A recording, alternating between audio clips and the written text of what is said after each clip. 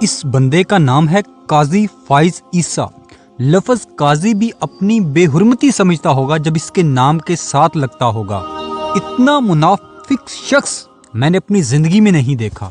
یہ شخص 25 کروڑ لوگوں کے جذبات احساسات کے ساتھ کھیلا ہے۔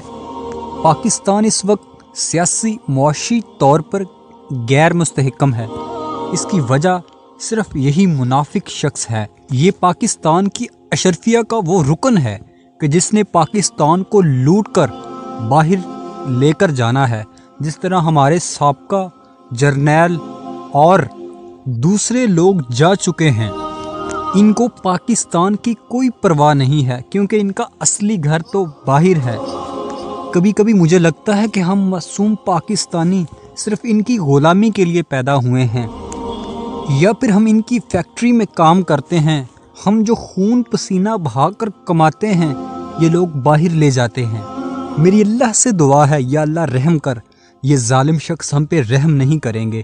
یا اللہ تو ہی ان کو تباہ و برباد کر دے۔